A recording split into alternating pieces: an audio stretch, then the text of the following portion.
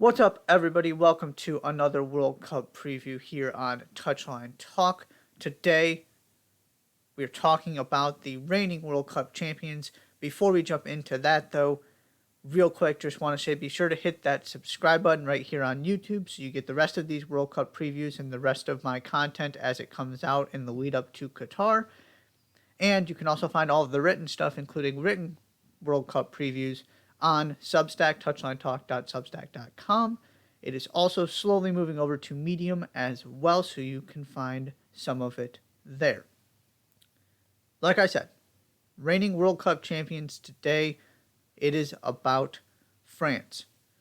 This will be France's 16th World Cup appearance, 7th in a row.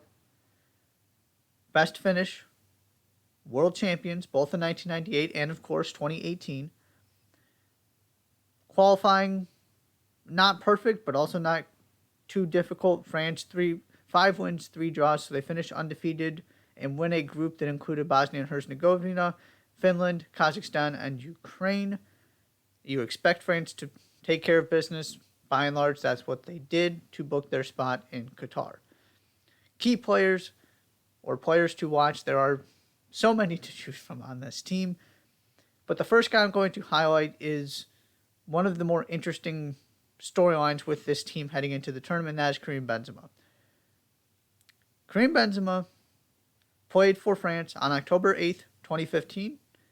Karim Benzema did not play again for France until June 2nd, 2021, right before Euro 2020, which was the tournament he returned for, which was, of course, played in the summer of 2021.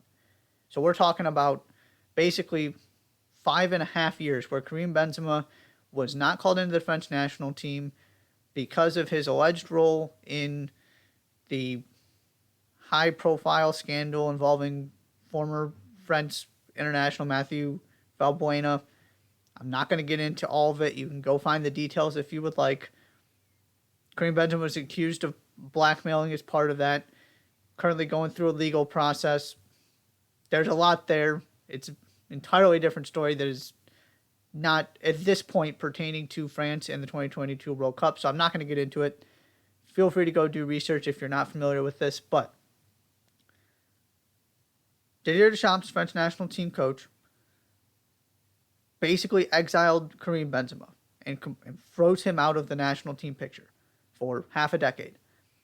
And it was decided going into Euro 2020 he was coming back. Since Euro 2020, Karim Benzema put together the best season of his career. He is probably going to go to Qatar with a Ballon d'Or award as the best player in the world. Whether you agree with that or not, he was sensational last season. And Real Madrid won both La Liga and the Champions League, with Karim Benzema being their best player. He completely elevated his game. He's always been great. He's always put up really good numbers. But since his return to the French national team, and I don't see much of a correlation between these two, but just the reality of the situation is since he returned to the French national team, he has been absolutely spectacular for Real Madrid and is playing the best of his career by a mile, which is saying something considering how accomplished the rest of his career was already. But he took it to a whole new level last season. So bringing a guy like this into a team that doesn't need help in attack is a terrifying proposition for everybody else in the world. So one of the big questions coming into this tournament is, how does this work? Now that Karim Benzema is actually back in the national team picture and he's not just showing up for these last two tune-ups, which was essentially what happened for Euro 2020. He came into that camp and went to the tournament. Now he is much more integrated into the squad, so what does it look like? And how does this sort of play out? How much can he elevate the ceiling of this team that already won a World Cup without him? There are a lot of interesting dynamics and storylines revolving around this. And the reality is he's the top 5 player in the world at the moment. So, of course, he's going to be a player to watch. The second guy, N'Golo Kante. I will continue to harp on this. I will never change my belief.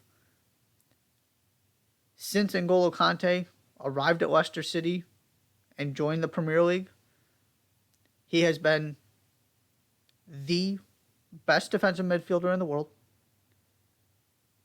one of the 5 most valuable players in the world, and I could make a real argument he should also have a Ballon d'Or. He's never going to get one because what he does is not about numbers, but this guy is an all-time great defensive midfielder. And the best way to illustrate this is to point out this incredible resume of trophies and just simply winning he has put together since being such a vital part of that 2015-16 Leicester team. Starting with that season, up until now, he has Premier League titles with 2 different teams, an FA Cup, a Europa League, a Champions League, a World Cup, and also got to the Euro 2016 final. Players have won more. Players playing in the Premier League have had, a larger collection of trophies. Manchester City, for example. But nobody has that diverse of a resume to show.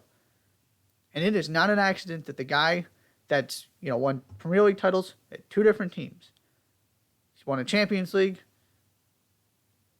all of a sudden his country went to a final of one major tournament and won another one. It's not an accident that this guy is N'Golo Kante. He makes everybody around him so much better because he does the job of 2 players.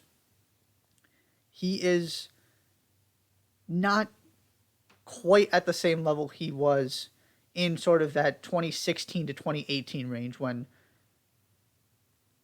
in my mind, he was absolutely a top 5 player in the world. But he played the second most minutes at the 2018 World Cup. He played every minute of Euro 2020 for France.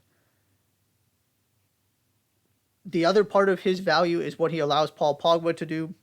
Paul Pogba may or may not be involved in this team depending on his recovery from injury. I will touch on that at the end. So that is another reason N'Golo Kante is so valuable, is he fits this team really, really well. It's not the same kind of conversation about N'Golo Kante you were having heading into the 2018 World Cup. I will concede that. I will just refuse to believe any team with this guy available is better with him on the bench. He's just been that good for over half a decade now. And I listed off all of the trophies he has to show for it. Third, you can't talk France without talking Kylian Mbappe. Kylian Mbappe already has over 200 club goals in his career. He's not going to turn 23 until after the World Cup ends. That's just ridiculous. And the other part of this I want to highlight is, 2018 was his coming out party. He had moved to PSG.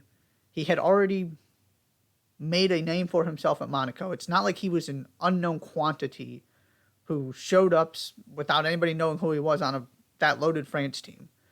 You don't get onto the French national team at this point without having put together some pretty impressive seasons already.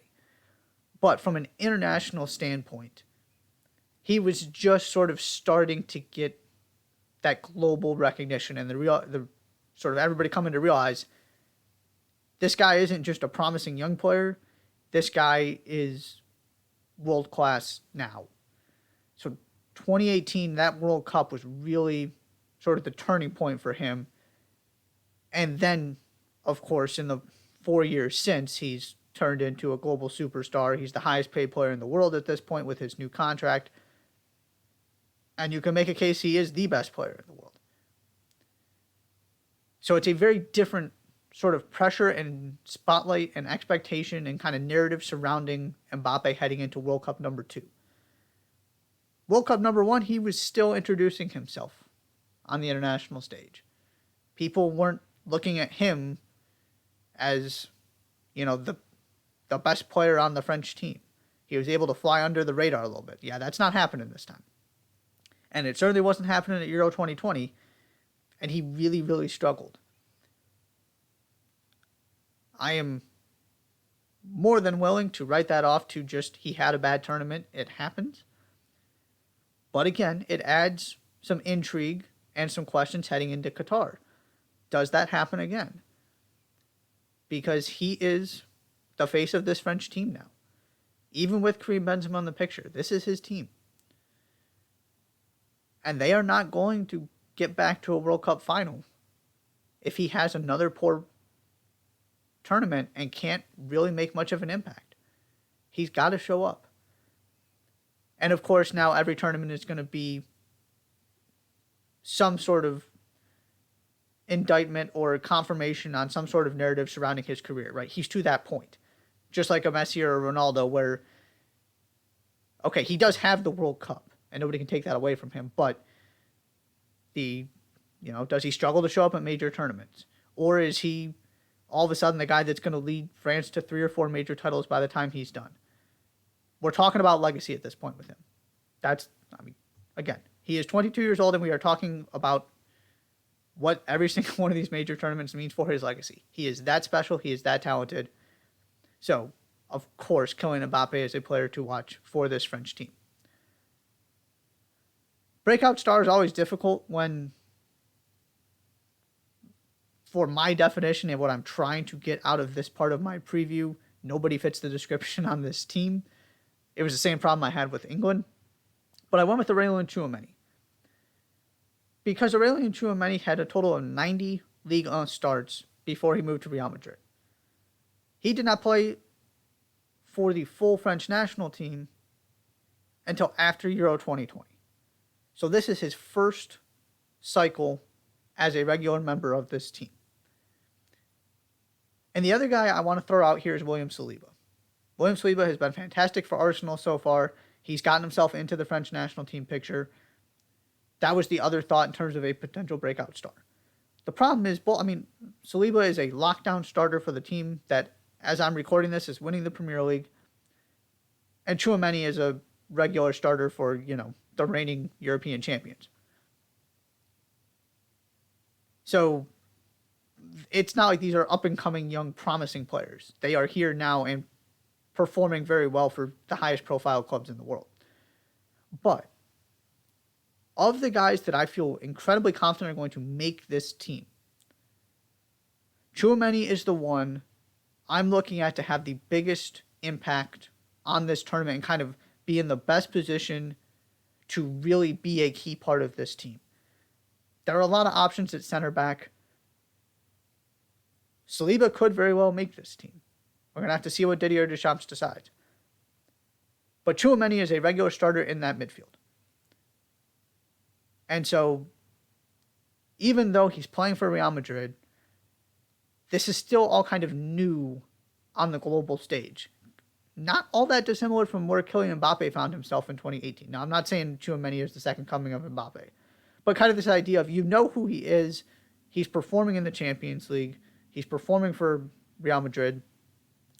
But we haven't really seen him sort of become that global name. He is very much in the process of doing that right now. And shining at this World Cup during a deep run for France is only going to elevate his profile further. So that is why I went with him. It's disrespectful to call him a potential breakout star because he already is a star. But when it's France, you only have so many options because they're so loaded. The bottom line with this team. My reason for optimism, the roster is obvious. But the specific point I want to make is that many of the issues from Euro 2020 are fixable. And I say that because going into that tournament, Mbappe and Benzema had never played together before, right? Benzema was not part of the national team picture as Mbappe became a star. And then Benzema basically showed up for that tournament, and they had to try and figure it out on the fly. And it didn't go very well. I talked about Mbappe's poor tournament already. I find it hard to believe, now that you've got a year plus, a year and a half basically by the time we get to the actual World Cup, of playing together, that these guys who are two of the 5 or so best players in the world aren't going to be able to figure this out. It's not like they play the same position. You put Mbappe on a wing, you put Benzema in the middle. It's not like they're unaccustomed to playing with other world-class players. Mbappe lines up with Messi and Neymar. Benzema spent most of his career playing with Cristiano Ronaldo. He's got Vinicius as his winger right now, and Federico Valverde on the other side. It just can't be much worse than it was at Euro 2020. So that is my ultimate reason for optimism is, generally speaking, you can only go up from your last major tournament because of how poor it was. And B, there is not another team in the world that has two players with this kind of attacking firepower. Maybe you prefer Lewandowski to Benzema. Maybe you prefer the form Neymar is in right now to Kylian Mbappe. Nobody has Benzema and Mbappe. So that's my reason for optimism outside of the obvious this squad is ridiculously talented. The big question, as it always seems to be with France at this point, will the drama be a distraction? Will the drama derail them? There is always something with this team. Whether it's the reason Karim Benzema spent over 5 years not being part of the team, or the confrontations between the family members of Adrien Rabiot's mom and Kylian Mbappe's family, and I think Paul Pogba's family might have gotten involved in there too. The tension we saw at Euro 2020. Or the fact that Paul Pogba is now involved in this bizarre extortion legal battle with his brother. You can go read about that one too. It is wild. And, Pogba, like I said, recovering from this injury, he may or may not be part of this team. As of this recording, it is up in the air. So that might not be as much of a distraction if Paul Pogba ends up not actually making this team. Whether it's because he's not healthy or Deschamps just doesn't want to take the risk because he just came back. Whatever it might be. So that might not be part of this. But, Mbappe got dragged into that a little bit with some of the accusations flying around. You still have the tensions between some of these players' family members that boiled over at the end of their way earlier than expected exit at Euro 2020. It is never just about what happens on the field with this team. And the drama is so extreme and the talent is so great that the on-field issues are outweighed by the off-field ones at this point for me. If you ask me why this team doesn't reach, we'll just say the semifinals and be conservative about it. Because, if they play in England or a Belgium or a Brazil in the semifinal and lose, that's a very different thing than what happened at Euro 2020. If they deliver on expectations and make the semifinals as one of the 4 best teams in the world, which they absolutely are, if they don't do that, and you ask me one reason why, it's because the off-field drama got in the way. It might be something completely new that we can't predict. It might be some of the stuff I've already highlighted. Who knows? All I know is this is going to be incredibly entertaining, and they are worth paying attention to because there is going to be something happening all the time. There is not a dull moment with this team, and that is not necessarily a good thing, but you have this many stars, this much talent, this much stuff going on off the field. It creates this incredible narrative and just incredible intrigue heading into this tournament.